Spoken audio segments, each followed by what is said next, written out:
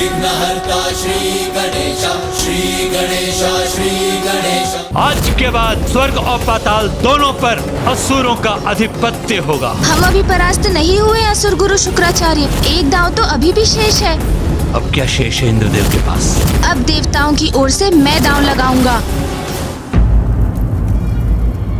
असुर गुरु शुक्राचार्य, आप ये सब कुछ होते देखकर शांत कैसे रह सकते हैं? कैसे स्वीकार कर सकते हैं आप इसे? वैसे ही जैसे आप मेरे शिष्य असुरों पर होते हुए अत्याचार देखते हुए चुप्पी साध लेते हैं। जो हुआ ठीक ही हुआ। आज के बाद स्वर्ग और पाताल दोनों पर असुरों का अधिपत्य होगा। संसार में स्वर्ग और पाताल का भेद ही मिट जाएगा। असुर महानायक शुंभ, असुर महानायक शुंभ, असुर महानायक शुंभ, असुर महानायक शुंभ, असुर महानायक शुंभ, असुर महानायक शुंभ, असुर महानायक शुंभ, असुर महानायक शुंभ, असुर महानायक शुंभ। अरे रे, मैं तो इन दोनों को भूल ही गया था। क्यों गणेश जी और कुमार कार्तिकेय, पर्याप्त भोजन कर लिया ना? क्योंकि अब बहुत समय तक आपको कुछ नहीं मिलेगा, क्योंकि आपके देवराज इंद्र सब कुछ खो बैठे हैं।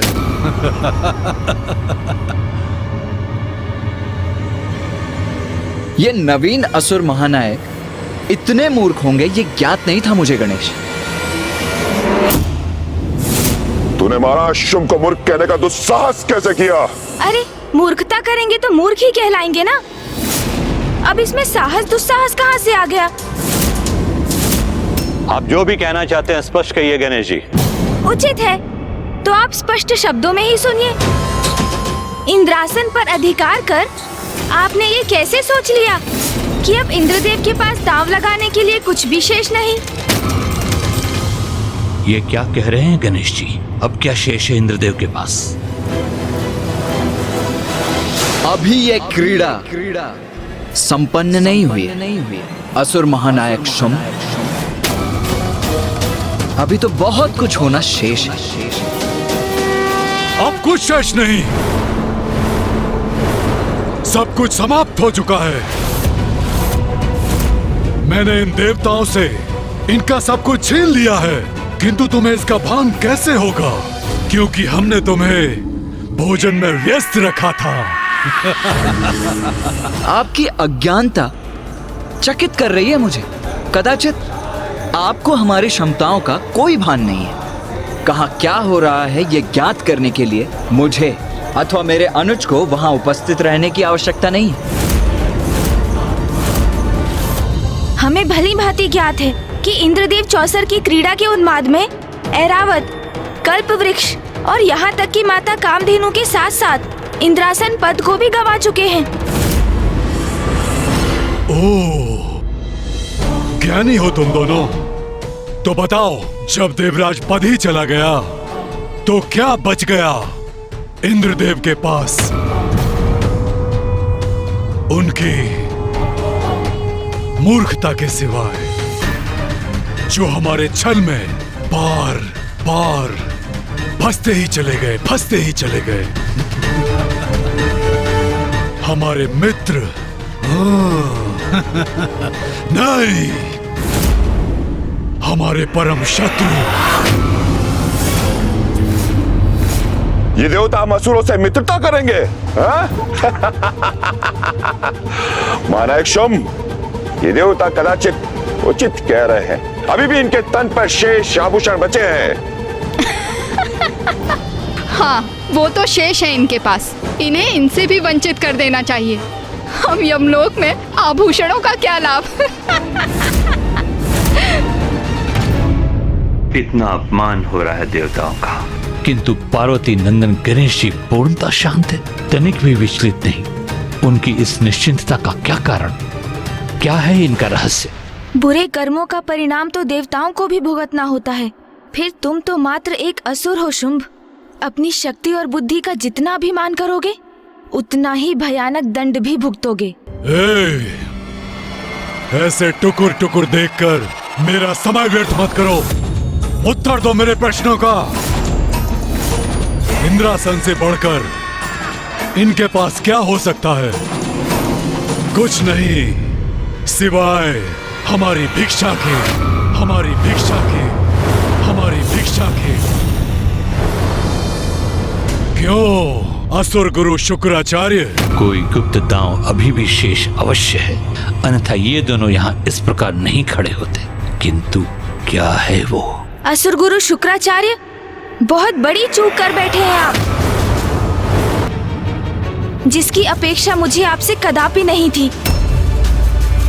क्योंकि जो योजना आपने गढ़ी थी उसमें तो एक बहुत बड़ी कमी रह गई। कमी रह गई हमारी योजना में? नहीं महादेव पुत्र गणेश जी, कदाचित आप देवताओं के पराजय को स्वीकार नहीं कर पा रहे हैं। वास्तविकता से संपर्क बनाइए। ये देखिए, हम असुर विजयी हुए हैं, तो फिर किस कमी की बात कर रहे हैं आप गणेश जी? असुर गुरु, कभी कभी अति उत्साह में व्यक्ति सबसे मुख्य बात भूल जाता है। वही आपके साथ भी हुआ।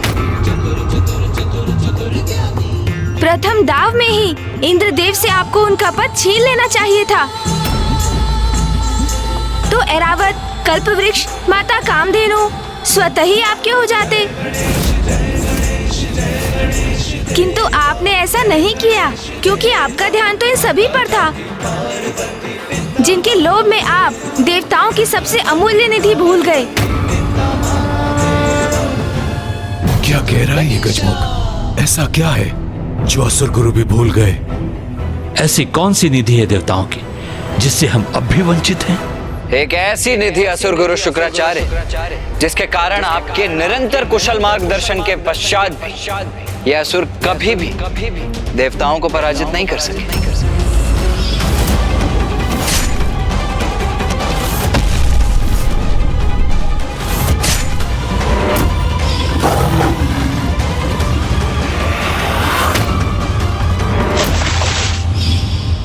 वो निधि जो देवताओं को देवता बनाती है।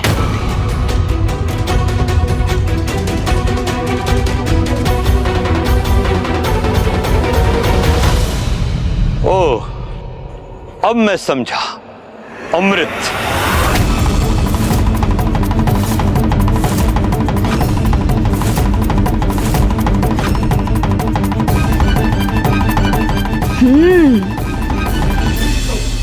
अमृत?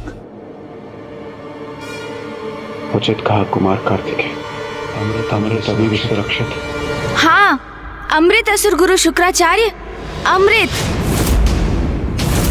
उस पर तो अभी भी हमारा ही अधिकार है। गुरुवर, ये क्या कह रहे हैं? क्या अर्थ है इनका? इसका अर्थ मैं तुम्हें समझाता हूं शुंभ। सब कुछ प्राप्त कर लेने के बाद भी तुम कितना अधिक जियोगे? 1 सहस्त्र, 2 सहस्त्र और अधिक से अधिक 4 सहस्त्र वर्ष। किंतु उसके पश्चात एक दिवस तो ऐसा अवश्य आएगा जब आपको मृत्यु के मुख में प्रवेश करना होगा, असुर महानायक शुंभ। और फिर आपकी मृत्यु के पश्चात सभी कुछ पुनः देवताओं को प्राप्त हो जाएगा, क्योंकि उनकी मृत्यु तो असंभव है। वो अमृत के कारण अमर है ना देवता।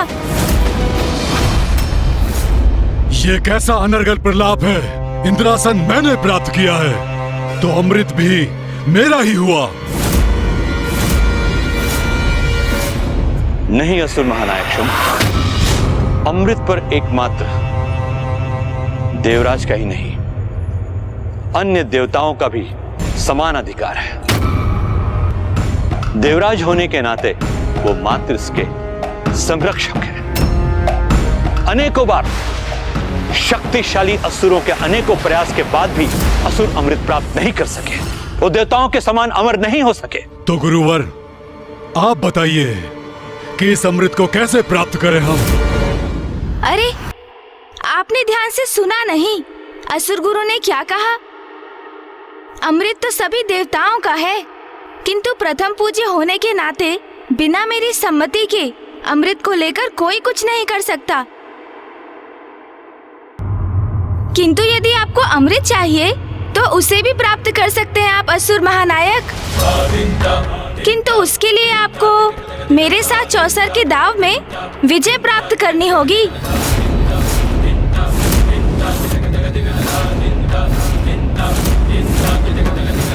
तो क्या कहते हैं आप?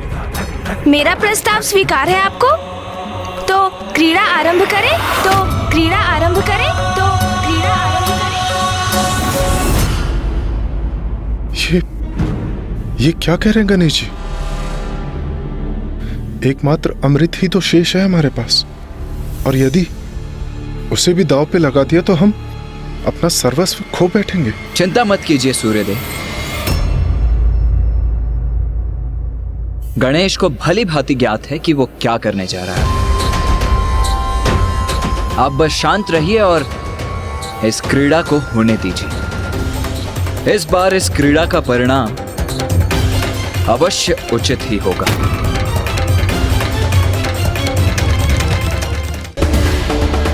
सृष्टि पर जब बढ़ा असुरों का अत्याचार, तब गणेश ने लिया विनायक की अवतार। जानिए गणेश के इस अनुपम रूप की कहानी। उचित है, क्रीड़ा होगी, अवश्य होगी। सब कुछ गंवाने के पश्चात भी गणेश जी अमृत दांव पे लगाने के लिए आतुर हैं। क्या मंशा हो सकती है इसमें उनकी? अवश्य कोई न कोई चतुराई होगी उनकी, किंतु अमृत के बिना हमारी विजय भी तो अधूरी है। क्रीड़ा अवश्य होगी, किंतु अब कैसा किंतु परंतु? अमृत दांव पर तभी लगेगा असुर महानायक जब देवताओं से आपने जो भी प्राप्त किया है उसके साथ आप अपना सर्वस्व दांव पर लगाएंगे।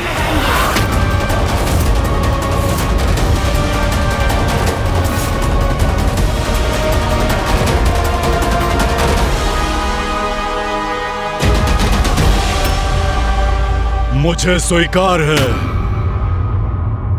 जब आपको हमारी शर्त स्वीकार है तो विलंब क्यों? आरंभ करते हैं। अवश्य, इस आरंभ में ही तुम्हारा अंत है।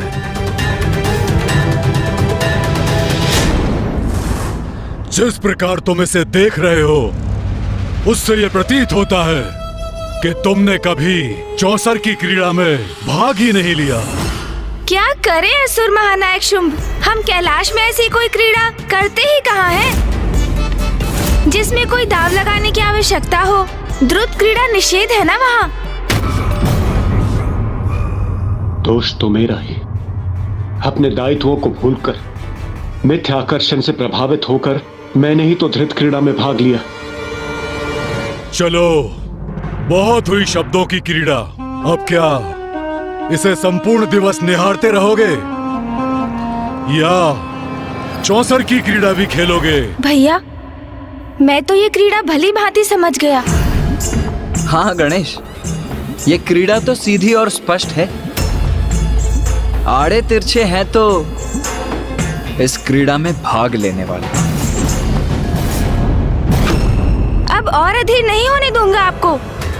लाइए असुर महानायक, मुझे पासे दीजिए। इसे दे दूं पासे? पार्वती नंदन गणेश जी फेंकेंगे पासे? सृष्टि पर जब बढ़ा असुरों का अत्याचार, तब गणेश ने लिया विनायक की अवतार। जानिए गणेश के इस अनुपम रूप की कहानी।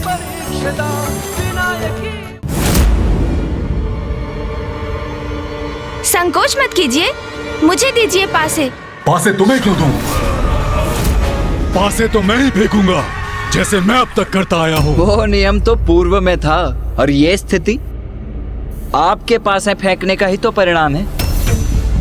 ये एक नवीन और भिन्न दांव है, इसीलिए यदि इसमें पासे गिरेंगे तो प्रथम पूज्य गणेश के हाथों से। यदि आपको स्वीकार है तो आरंभ करते, अन्यथा कोई बात नहीं, अमृत हम देवताओं के पास ही रहेगा। फिर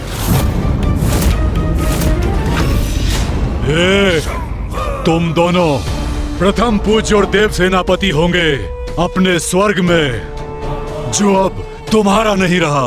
और ये भूलो मत, तुम लोग मेरी राज्यसभा में हो और जहां तुम्हारे देवता लाचारों की तरह बस खड़े हैं। इसलिए तुम मुझे किसी भी अवस्था में बांधने की स्थिति में नहीं हो, समझ गए? समझने की आवश्यकता तो आपको है। असुर महानायक होंगे आप अपनी राज्यसभा में, किंतु स्मरण रहे, मृत्यु से मुक्त नहीं है आप, क्योंकि अमृत तो अभी भी हमारे ही पास है और ये दांव उसी अमृत के लिए चला जा रहा है। इसलिए हम जितना चाहे उतनी अवस्था लगा सकते हैं आप पर। इस व्यर्थ के विवाद का कोई लाभ नहीं। अब गणेश जी को पासे दीजिए और क्रीड़ा को संपन्न कीजिए। परिणाम सबके समक्ष स्वतः ही आ जाएगा। तुम 100 बार भी ये मायावी पासे फेंकोगे तो भी विजय तो मैं ही होऊंगा। और एक बार अमृत पर मेरा अधिकार हो जाए तो तुम्हें भी उचित पाठ सिखाऊंगा मैं। कुमार कार्तिकेय ने हमें शांत रहने के लिए कहा, तो मैं अभी बहुत चिंतित हूं। गणेश जी किसी प्रकार हमें इस विकट स्थिति से निकाल दे, बस इतना ही चाहता हूं। ये विकट स्थिति जो आपने उत्पन्न की है, मैं अपनी भूल के लिए कितनी भी क्षमा क्यों न मांग कम, किंतु जो भूल मुझसे हुई मैं नहीं चाहता कि वो भूल पुनः हो। मैं तो बस इतना चाहता हूं कि अमृत हमारे हाथ से ना जाए।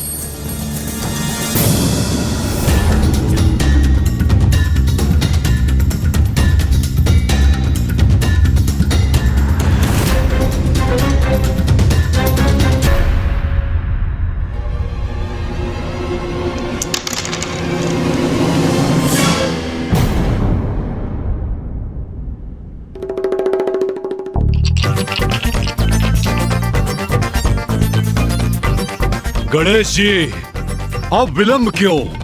आरंभ करो। क्या हुआ गणेश? दांव चलो, फेंको इन्हें। वो भैया, चौसर की क्रीड़ा का अभ्यस्त ही कहा हूँ मैं, कभी इसमें भाग ही नहीं लिया और उस पर इतना बड़ा दांव अमृत का, उसके विचार से ही थोड़ा विचलित हो रहा हूँ भैया। अरे चिंता मत करो गणेश, बस पासों को ऐसे हाथ में लो, ऐसे घुमाओ और फेंक दो।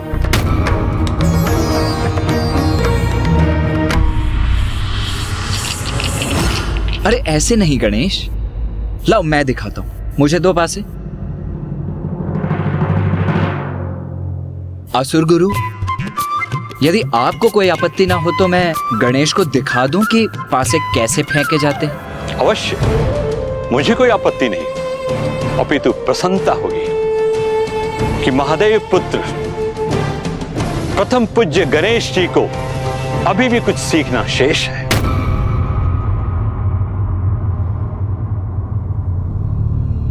ये देखो गणेश, इतना सरल है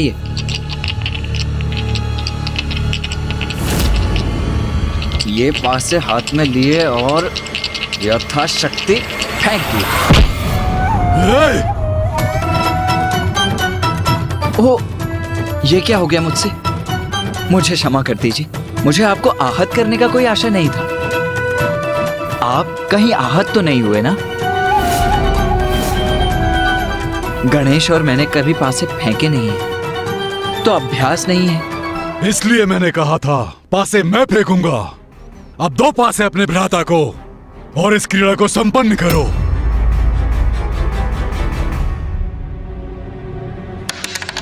हाँ, जैसी आपकी इच्छा। लो गणेश, अब तुम ही फेंको इन्हें।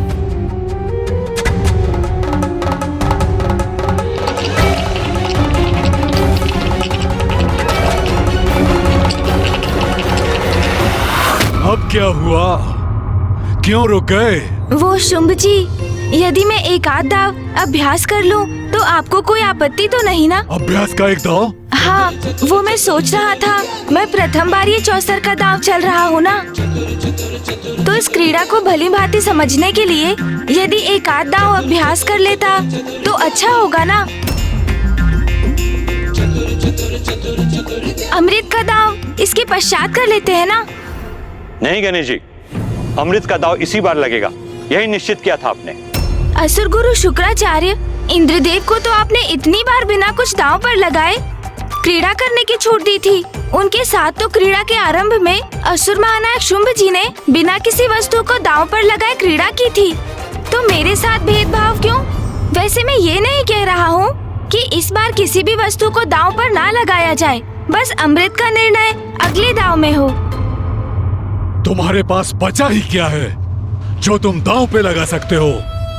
सब कुछ तो मेरा हो चुका है, मेरा। वो तो हम तब आपको बताएंगे जब आप इस दांव में मुझे अभ्यास करने की अनुमति देंगे। उचित है, एक बार आप अभ्यास कर लें, फिर अमृत। लो, गुरुदेव ने अनुमति दे दी है, तो बताओ क्या लगाओगे दांव पर?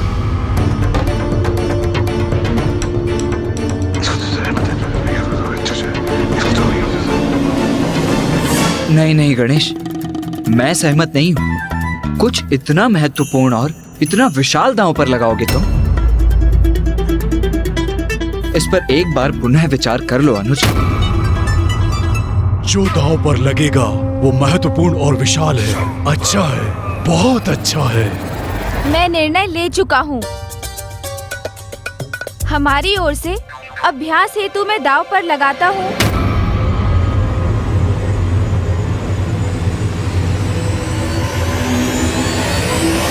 मूषक जी को, मूषक जी को, मूषक जी को।